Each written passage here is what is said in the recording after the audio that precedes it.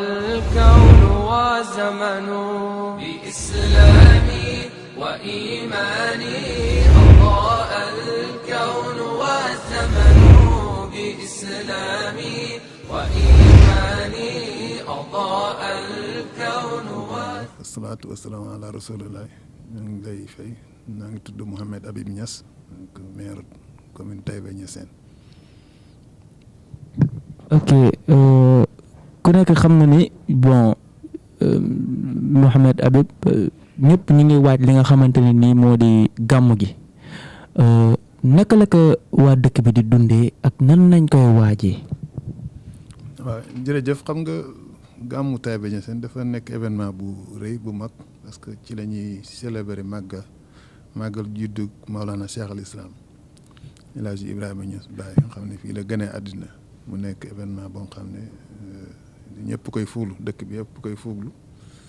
ba tax na comme niñ koy defee at mu jot autorité dañuy ñëw fii ñu def li ñuy wax CLD réunion fii xool lan mooy motuwaay yi ñu war a jël yëpp buñ paree def CDD ak le préfet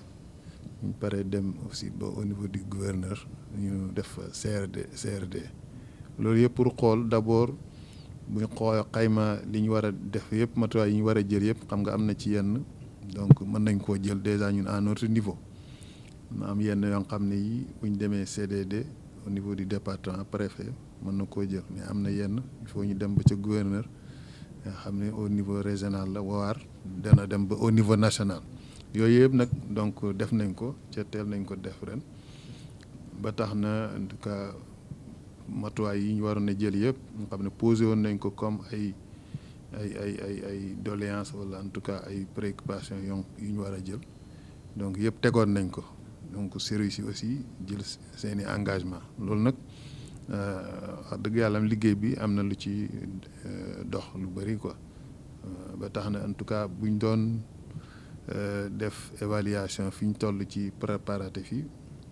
mën nañ la wax ne donc ci wàllu parce que jafe-jafe yi moom ay pàcc la d'abord dañuy xool toujours wàllu sécurité bi parce que gàmmu gi ren boo xoolee dafa jege toog ab màggal Porokhane bi jeudi la bi samedi donc loolu nag posé nañ ko déjà ci réunion yëpp pour xool ndax wàllu sécurité mais loolu matuwaay yi ci war yëpp en tout cas autorités yi jëloon nañ ci seen engagement surtout la gendarmerie les sapeurs ak la police donc foofu aussi ñun ci wàllu mairie bi donc xam nga toujours ñun fii man à mon niveau maay jël en charge toutes les questions sécuritaires donc pratiquement seen prise en charge ak fi ñuy loger tout ça ñun ñoo koy jonjoo sant yàlla su depuis ay at ñu ngi koy def yàlla ngi ciy defal sutura ci ñoom itam aussi wax dëgg yàlla danañuy veiller à ce que en tout cas sécurité parce que fu mbooloo presque million ngi nit daje donc il faut que ñuy veiller wax boobu aussi dañ leen ci sant di leen gërëm toujours ñoom wax dëgg yàlla dañ taxaw même ci wàllu circulation bi aussi sécurité bi circulation bi ci la bokk dañ daan wax toujours donc diggante Taïba Dingiraay donc ñu jalonné ko waaye aussi laajoon nañ sax ñu defal ñu ay ralentisseur ay doo daan donc ñaar ci booy dugg Taïba ci daara moderne bi ak ñaar au niveau de Kolma yooyu aussi defar nañ ko ba pare ba tax na daal yaakaar nañ ne en tout cas lépp dana yem yëpp waaye du tere danañ ñaax donc transporteurs yi parce que li ci des ci ñoom la donc il faut que discipline ak comportement yi mën a mottali loolu beneen wàll bi mooy wàllu remblai parce que toujours avec Ageroute dañuy laaj toujours pour que ñu defaraatal ñu ay donc yoon yi yàqu ak tout ça ak voie de contournement bi ak parking bi car yi garé loolu aussi donc ñëw nañ defar nañ ci liggéey bu am solo donc matul daam parce que ñun li ñuy posé toujours at mu jot mooy voie de contournement bi dafa am benn kii voie de contournement xam ne voie de dégagement nga xam ne dafa ceinturer dëkk bi kooku dañuy posé ça fait 3 kilomètres 700 toujours dañuy wax ne nañ ñu ko goudronner donc ba léegi nag bon chaque année dañu ko posé mais ba léegi matagul mais li ci des daal ci wàllu liggéey bi moom def nañ ko beneen bi mu nekk wàllu cet ak dëkk bi parce que aussi dëkk bi parce que comme donc ay nit fii daje il faut que ñu fexe ba donc dëkk bi set loolu nag aussi depuis plus de une semaine waa Sonaged ñu ngi fi donc andi fi matériel et tout ça ñu ngi liggéey pour que dëkk bi en tout cas mën a set. beneen bi mooy service d'hygiène aussi désinfecte dëkk bi kër yi ak kii donc pompe loolu aussi donc gannaaw bu ñu defee seen devis donc ñun maire bi ñu jënd produit yi jox leen ñoom ñoo nekk seen oto yi moom ngeen gis noonu ñu gaare ci gannaaw depuis pratiquement 5 jours ñu ngi pompe dëkk kër yi ak kii donc foofu aussi liggéey bi mi ngi dox ni mu war a doxee. beneen bi mooy affaire entretien éclairage public bi donc loolu Senelec def na fi liggéey bu am solo wax dëgg yàlla donc def nañ fi investissement yu bëri reprendre poteaux yi yàqoon yëpp ñu def ko poteau weñ waaye surtout def extension parce que def nañ fi extension fi courant bi jotutoon na àgg ci parce que dëkk bi Taïba dafay màgg de façon fulgurante donc aussi def nañ fi investissement dans la hauteur de presque 400 millions donc yoo xam ne def nañ ko fi en termes de réhabilitation entretien réhabilitation du réseau de même bi ci gën a am solo surtout ci moom mooy yóbbu ci wàllu ndox mi nga toujours fii dañuy am déjà problème mu ndox il est bien vrai que ñun on a fait accès universel à l'eau depuis 2012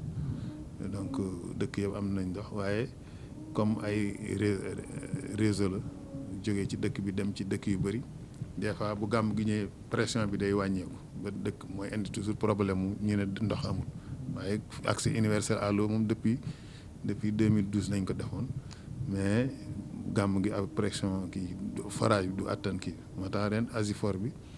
donc renforcer réseau bi gas benn forage bu ñu ko gasee nag il était question que nan lañ koy utiliser il faut que mu am branchement électrique donc loolu aussi Senelec def 15 millions yóbbu fa courant ba donc foofu dana fonctionner pour que ñu mën a def ko donc pompage direct mu dugg ci réseau bi je crois que avec ça dana soulager difficulté ndox yi sinon surtout qu'on avait demandé à Ofor donc wax nañ ma léegi ne bon ñu ngi ñëw donc pour que ñu indi 6 citernes donc 6 citernes ak peut-être aussi demandé woon nañ leen extension nee nañ daal ñu ngi ñëw ak seeguñ nag waaye li ñuy xaar ci loolu avec les citernes là donc 6 citernes xam nga Taïba maillage forage moom am na ko au moins y a 7 forages donc dans les villages on s'est dit que bu ñu amee citernes yi donc dañ mën di jël ci forage yooyu di indi waaw ba tax na daal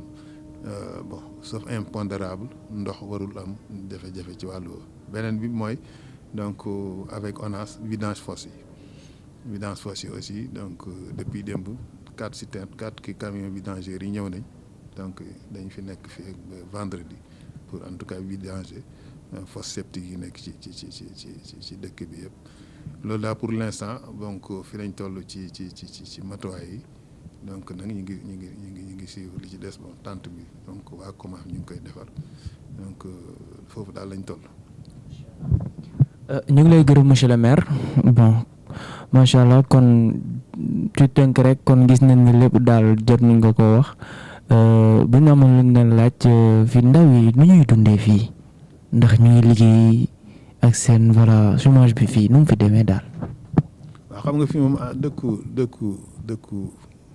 dëkku mbay la xam nga commune Taïba ñaar fukki dëkk la ak ñaar waaye dafa am lu ñuy wax densité démographique xam nga parce que boo déggee ñu ne Taïba 22 villages da nga yaakaar ne commune bu ndaw la te y a 36 000 habitants donc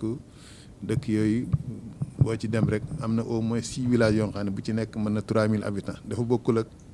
da nga dem ci commune mu naan laa am naa 57 villages waaye village yooyu village yu 100 personnes 200 personnes loolu duutu fii densité bi dafa kii c'est 36 000 habitants da nga gis 6 villages yoo xam ne bu ci ne mën na 3 000 habitants Taïba ci boppam Taïba c'est 12 000 habitants dafa densité démographique boobu nag moo fait en sorte que finalement il y a une sorte d'exiguïté du territoire maanaam suuf si dafa xat par rapport ak population bi ko war ci loolu nag donc li ñu gis mooy il faut que ñu xool une autre façon d'utiliser la terre maanaam ñu seet suuf si nan beneen façon bu ñu koy jëfandikoo suuf si ci xatuwaay gi mu xat par rapport ak population bi ko war nga koy bay nawet rek mënut a tax nga maintenir population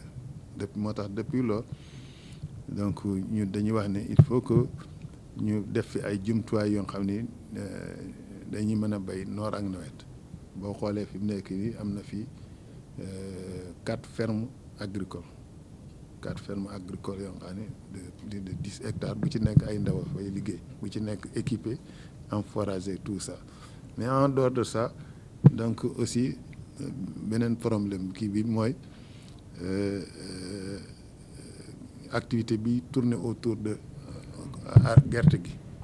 parce que boo génnoon tuuti bu la neexee nga aw ci yoon bi jëm bi téyeen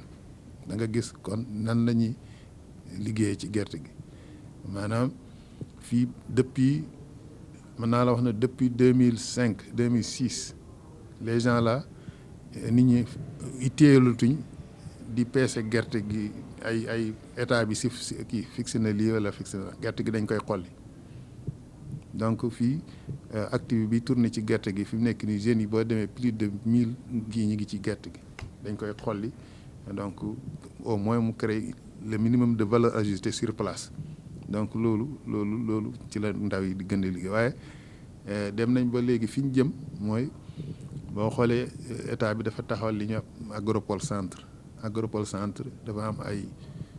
donc module régional am module de plateforme départementale bu Nioro Taïba la maanaam fii lañ ko war a def mu nekk benn domaine industriel boo xam ne dañ koy aménager donc ak i hangar pour que donc inviter des unités des investisseurs ku am unité industrielle booy installé nga ñëw donc ñu jox la ci hangar yi nga installé donc ñun foofu lañ jëm ak ndaw yi donc on est conscient du fait que il faut que ñu maintenir les jeunes sur place mais on est en train de préparer les infrastructures yi nga xam ne danañ mën a dékku en tout cas ndaw yi. merci beaucoup monsieur le maire ñu ngi lay gërëm bu baax di la sant di la laaj lan ngay tàggatoo ak lan ngay dénk waa dëkk bi waaw. xam nga comme ni ñu waxee sànq rek ci événement bu rëy lañ jëm ñun donc avec les autorités li ñu kii mooy mettre les dispositifs sécurité de salubrité ak tout ça pour que commodité yi war am li ci des nag nit ñi ñooy ñëw ci ay nit ñoo leen di dalal kon li dañuy dénk kii rek mooy sensibiliser population yi pour que ñu ànd ak yaatoog dal kii mën a teeru gan yi dalal leen ñu ñëw ci jàmm def seen ziyaare ñaan yàlla nangu ñaan yàlla liñ fiy ñaan yëpp yàlla nangu ci borom bés bi donc loolu ñaan na ko ci Taïba ku fi jublu moom je crois que ak yéene boo ñëwee sa soxla dana aju faajo incha allah kon yàlla na ñëpp ñëw ci jàmm ñëw dal ci jàmm liñ fi aaju ci soxla yëpp lu tuuti mooy yàlla dëggal ko may leen ko ñu dellu ci jàmm bàyyi ñu ci jàmm ba déwén incha allah. jërëjëf ñi nga xamante ne ñooy téléspectateurs yi ñuy seetaan Nazirou TV tey nag ku ne xam na ni ñu gaa ngi waaj li nga xamante ne nii moo di gàmmuk Taïba Niassène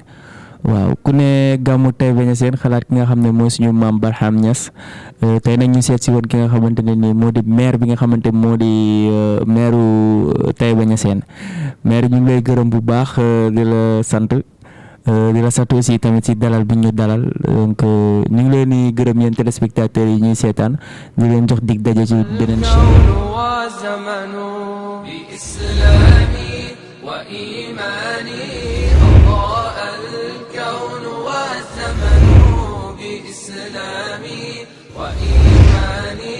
أضاء الكون والزمن